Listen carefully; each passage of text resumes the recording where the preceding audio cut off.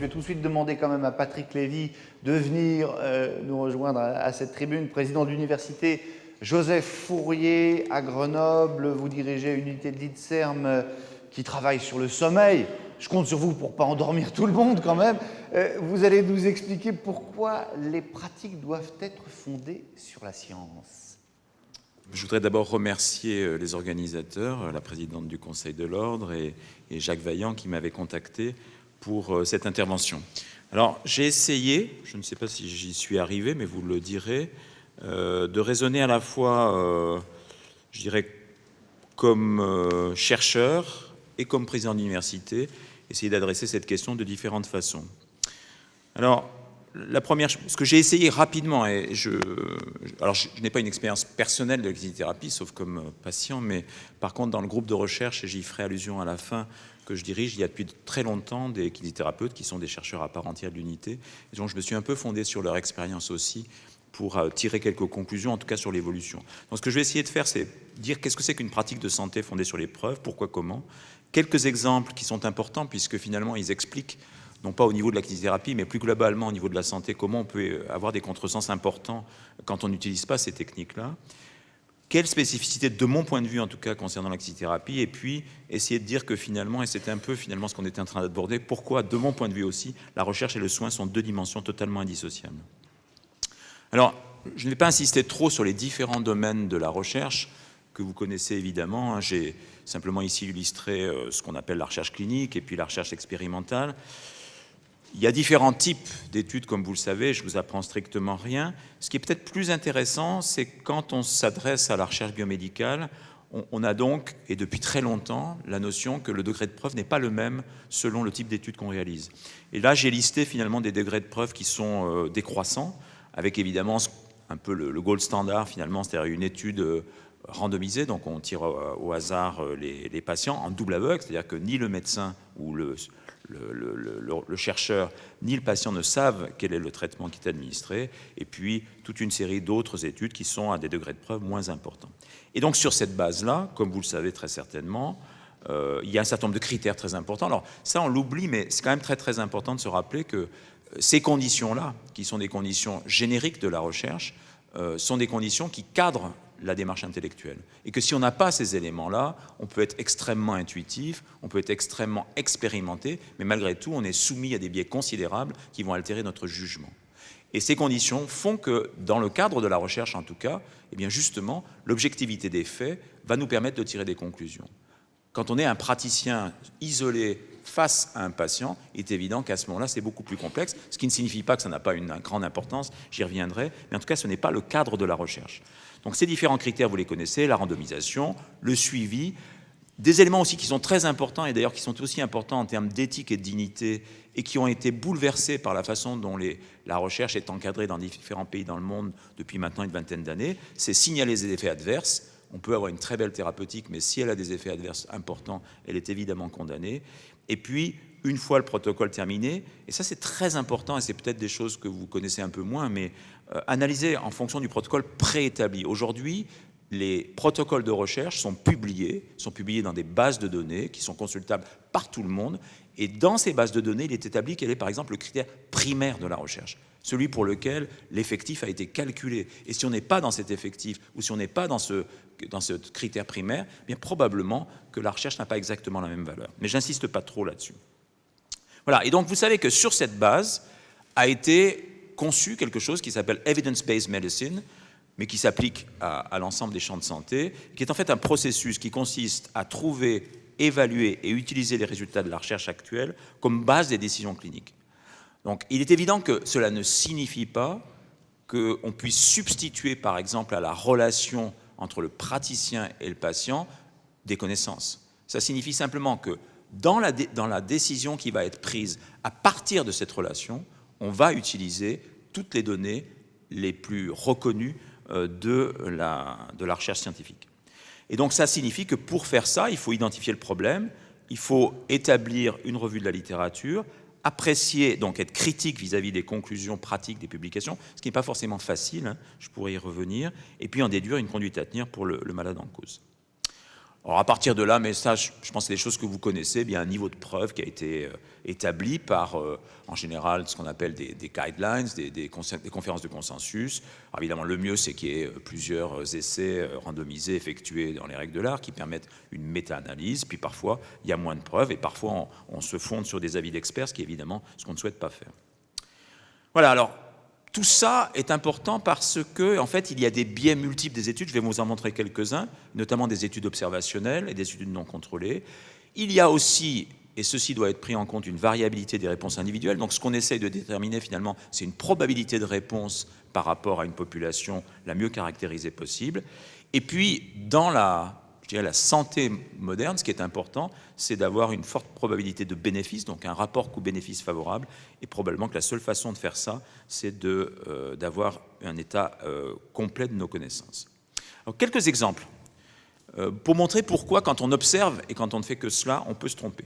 Ça, c'est une étude, enfin, c'est des études qui ont étudié le rapport entre la vitamine C et la mortalité, la morbidité et la mortalité cardiovasculaire. Et si vous regardez en fait la première étude qui s'appelle Heart Protection Study, vous voyez qu'en fait dans cette étude-là, dans les deux autres études, pardon, excusez-moi, les deux études observationnelles qui sont les deux dernières, vous voyez que les courbes sont très clairement déviées vers la gauche, ce qui signifie que si on regarde ces études observationnelles, il y a un bénéfice de la vitamine C pour la protection cardiovasculaire. Et puis quand on a fait l'étude de référence, c'est-à-dire une étude randomisée contrôlée, qui est l'étude du haut, qui est la Heart Protection Study, on s'est rendu compte qu'en fait, il n'y avait aucun bénéfice. Pourquoi? Tout simplement parce que les taux de vitamine C sont corrélés à d'autres marqueurs, qui sont des biais de ces études, le statut socio-économique, la classe sociale, le niveau d'éducation, le comportement et le mode de vie, et d'autres biomarqueurs de l'environnement de l'enfance. Donc la conclusion qu'on peut tirer de cela, et je vous renvoie si vous le souhaitez à cet article du Lancet, c'est que quand on fait une étude purement observationnelle, on est exposé à une multitude de biais, et c'est pour ça que le standard, c'est une étude randomisée contrôlée. Un autre exemple, et qui est très intéressant, c'est qu'en fait, il y a un effet de toutes les thérapeutiques, y compris un effet placebo. Et ça, c'est quand même très important de s'en rappeler. Ici, vous avez une étude, là aussi, qui examine une méta-analyse de toute une série d'études, essentiellement dans le champ cardiovasculaire d'ailleurs. Et ce qui est intéressant de constater, c'est qu'il y a un bénéfice de ces études qui est constaté, qui peut être variable, mais il y a aussi un effet du placebo et de l'adhésion au traitement. Et donc ça, c'est extrêmement important de se rappeler ça, parce que ça veut dire que, d'une certaine façon, eh bien, il faut prendre un ensemble d'études pour pouvoir déterminer un effet, et qu'une seule étude ne va pas suffire. Alors, je voudrais juste donner un exemple dans mon champ de recherche, je m'en excuse par avance, qui sont les apnées. Donc, je ne vais pas aller dans le détail de cela, mais disons simplement pour dire que quand on s'arrête de respirer, eh bien, on baisse son oxygène, on produit du stress oxydant, et on a toute une série d'effets, notamment un essai d'inflammation systémique. Alors, du coup, on a recherché des marqueurs de l'inflammation systémique dans différentes études. Et vous voyez qu'on a retrouvé des très belles augmentations de ce qu'on appelle la CRP, la C-reactive protein, qui est, comme vous le savez, un marqueur de l'inflammation, et qui a ici, par exemple, dans cette étude publiée dans Circulation en 2002, une grande différence entre la population contrôle et la population qui s'appelle ici OSC, qui sont les apnéiques. Et il y avait même une très jolie corrélation avec le nombre d'apnées par heure de sommeil. Donc ça, c'est une étude qui n'est pas une étude contrôlée, c'est une étude observationnelle. Une autre étude du même genre a montré que, bon, voilà, quand vous prenez une population d'obèses et d'apnéiques du même poids, ben, il y a une différence. Donc on pourrait conclure de cela qu'il y a bien une augmentation de l'inflammation systémique dans cette population. En fait, déjà quand on phénotype un petit peu mieux, on caractérise un peu mieux les populations, on se rend compte que c'est plus tout à fait vrai. Voilà une étude, par exemple, où on avait une très grosse population de patients, en regardant ceux qui étaient obèses, non obèses, qui avaient des antécédents cardiovasculaires ou qui n'en avaient pas. Et globalement, en dehors des gens qui sont obèses ou qui ont des antécédents cardiovasculaires, les apnéiques n'avaient pas d'inflammation systémique déclarée. Et puis surtout, je vous ai dit qu'il fallait une étude de référence, une étude randomisée. Eh bien voilà l'étude randomisée. Et ce que vous pouvez constater, qui est dû à notre groupe, nos amis du groupe d'Oxford, vous pouvez constater qu'en fait, il n'y a strictement aucun effet du traitement des apnées sur l'inflammation systémique. Et d'ailleurs, les valeurs de base sont extrêmement variables. Donc c'est la preuve qu'en fait, on peut observer beaucoup de choses, on peut faire, mais on est toujours soumis à des biais, et seule une preuve thérapeutique contrôlée peut permettre de conclure. Voilà, et il en est de même pour la mortalité, je vais aller très très vite. Si on regarde ici, ça c'est une étude observationnelle qui montre une surmortalité liée aux apnées, mais quand on a fait l'étude randomisée contrôlée, qui a été réalisée par nos amis espagnols, il n'y avait pas de différence en ce qu'on appelle en intention de traiter. Il fallait après rentrer dans des sous-groupes particuliers, c'est-à-dire la durée d'utilisation du traitement pour trouver un bénéfice. Alors, est-ce que ça s'applique à la kinésithérapie et comment ? Bon, la kinésithérapie, ce n'est pas à vous que je vais dire ça, mais elle est définie juridiquement, réglementairement, socialement, mais elle est aussi exposée à de multiples thérapeutiques, peu ou pas validées scientifiquement. Elle est exposée d'abord de façon endogène, parce qu'un certain nombre de kinésithérapeutes peuvent utiliser des pratiques thérapeutiques non scientifiques, non complètement validées, mais surtout, je dirais, elle est exposée de façon exogène, avec des kinésithérapies qui sont soumises à la concurrence de différents thérapeutes, entre guillemets. Alors, je voulais partir d'un petit livre qui a été réalisé par certains de mes collègues grenoblois, Nicolas Pinceau, qui est ici, et Richard Monvoisin. Et si vous n'avez pas lu ce livre, je vous incite à le lire. C'est tout ce que vous n'avez jamais voulu savoir sur les thérapies manuelles. Et c'est un joli livre de critique. Et en fait, je crois qu'une des choses qui est importante, c'est de poser un cadre nosologique et conceptuel critique. Et au fond, ils disent quelque chose qui est évident, c'est qu'il y a un double rôle des thérapeutes, qui est à la fois de comprendre et de produire de la connaissance et d'assurer une pratique quotidienne du soin. C'est une contradiction, enfin c'est une difficulté conceptuelle. Le thérapeute, chercheur, lui, il doit adhérer à ce que je viens d'expliquer, les règles de la démarche scientifique, il doit produire du savoir, il doit s'intégrer au corps social des chercheurs, j'y reviendrai à la fin de mon intervention, et puis il peut être ou pas dans un contexte sociopolitique qui favorise le développement de ces thématiques de recherche. Le soignant, lui, il a une autre mission, qui est d'appliquer cette démarche scientifique, de proposer aux patients le soin le plus efficace possible, et ceci doit être conforme à l'ensemble des connaissances disponibles à l'instant T. Alors il y a des tas d'obstacles, c'est que les connaissances se péremptent en quelque sorte. La médecine que j'ai appris moi, elle a complètement disparu, il n'en reste pratiquement rien. Et puis, et ça c'est ce à quoi nous sommes tous exposés, c'est la prospérité de certaines fausses connaissances et de diverses croyances. Donc globalement, et c'est un peu un message, alors je le fais en toute modestie, mais je pense que pour la kinésithérapie, qui somme toute est quand même une jeune discipline scientifique, c'est une pratique depuis longtemps, mais c'est une jeune discipline scientifique, il est probable qu'il faille construire une épistémologie solide, c'est-à-dire décrire l'ensemble des méthodes que vous allez utiliser et constituer des connaissances et des critères de recevabilité scientifique. Et c'est vrai que plus les disciplines sont jeunes, plus les critères scientifiques peuvent être malmenés par les croyances, par les modes ou par les intérêts privés, et probablement que la kinésithérapie reste globalement un peu vulnérable sur ce plan.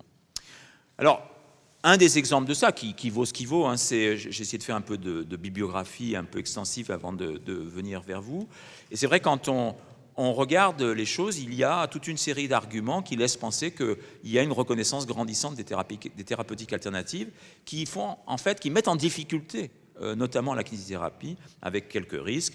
Et j'ai ici mentionné quelques éléments qui vont dans ce sens-là, qui illustrent cela, y compris le fait, je ne l'ai pas mentionné sur cette diapositive, peut-être un petit peu gênant, que des institutions très prestigieuses, comme par exemple la PHP, ont intégré dans leur formation des pratiques qui ne semblent pas tout à fait répondre aux critères scientifiques.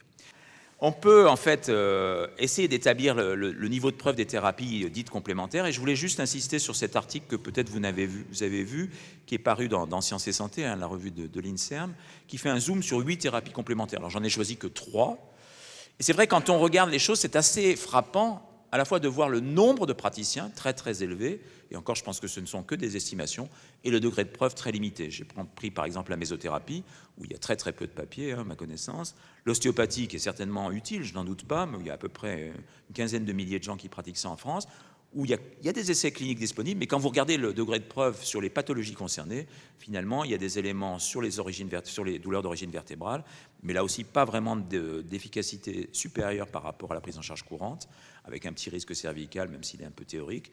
Et puis la chiropraxie, c'est encore plus vrai, je dirais, même s'il y a beaucoup d'études qui ont été réalisées. Voilà, ceci étant, il y a un effort important qui a été réalisé dans le domaine de la kinésithérapie pour lui donner des bases scientifiques. J'ai ici listé un certain nombre d'articles dans la littérature et puis des institutions qui vont dans ce sens. Et je pense que ceci est certainement extrêmement positif. Je ne vais pas donner beaucoup d'exemples, mais par exemple, voilà un article qui est assez intéressant parce qu'il montre comment on peut essayer de promouvoir finalement une stratégie basée sur l'évidence, sur les preuves, avec tout un projet de formation qui est assez intéressant.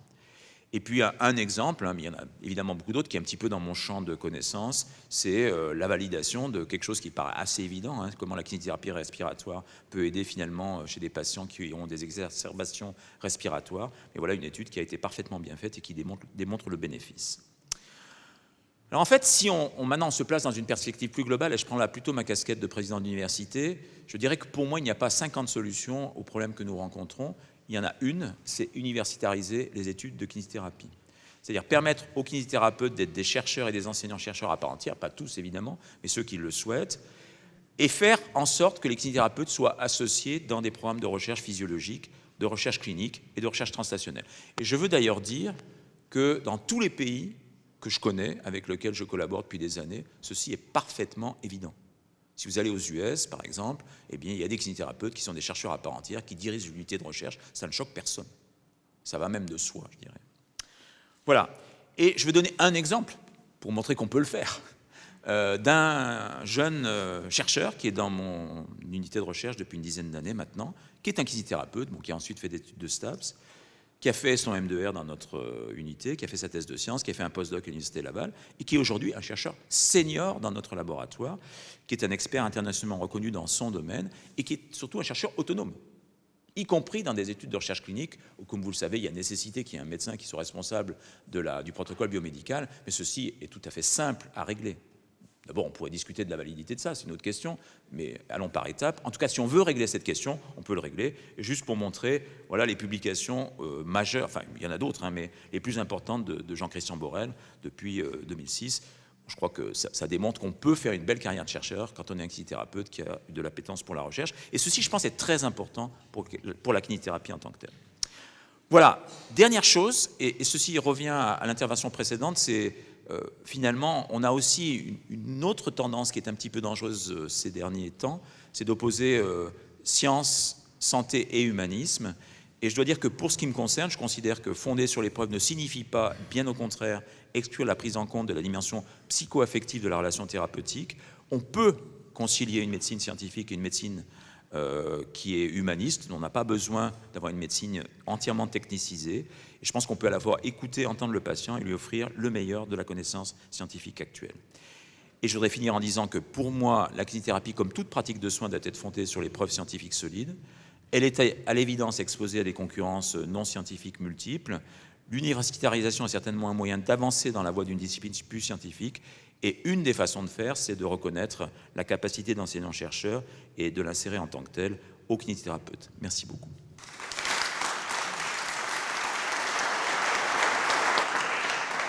Patrick Lévy, je voudrais rebondir sur la fin de votre intervention sur ces disciplines dont vous nous avez très brièvement parlé, la mésothérapie, la chiropraxie. Je sais qu'il y en a beaucoup d'autres qui se développent. Alors, à votre avis, d'abord, qu'est-ce que signifie finalement pour les kinésithérapeutes qui nous écoutent la montée de toutes ces pratiques? Et puis, qu'est-ce qu'il faut en faire? Je pense qu'elle signifie certainement qu'il y a une demande. Il y a une demande magique. Dans la société dans laquelle on vit, on a une difficulté avec le temps. On a très souvent tendance à vouloir que les problèmes se résolvent immédiatement. Enfin, moi qui ai eu, comme beaucoup de gens, je pense, une luxation de l'épaule, il m'a fallu plus d'une année pour la rééduquer. Et il n'y a pas de solution magique à ça. Et c'est encore plus vrai dans les maladies chroniques. Donc je pense qu'on est dans une société qui favorise probablement un petit peu ça. Ça, c'est la première chose. Et la deuxième chose, c'est que je pense qu'on a une tendance peut-être à ne pas dire aux gens que, effectivement, la science, c'est pas seulement quand on va déposer une navette sur Mars, c'est aussi la santé. Mais moi, je me mets à la place du public qui nous écoute, de ces kinés qui se disent il y a toutes ces pratiques qui semblent être à la mode. Est-ce qu'il faut qu'on suive ou est-ce qu'il faut qu'on tienne bon sur nos pratiques scientifiques, mais moins nouvelles que toutes celles dont je viens de parler? Moi, je ne peux pas répondre à la place des kinésithérapeutes, je pense que c'est leur responsabilité. Ce que j'ai envie de leur dire, c'est qu'on se grandit et d'une certaine façon, on est dans la dignité, justement, quand on n'accepte pas de proposer à quelqu'un quelque chose qui n'est pas établi sur des bases solides. Parce que ça, c'est du domaine, finalement, de l'illusion et de la magie, et on essaye de rompre avec l'illusion et la magie.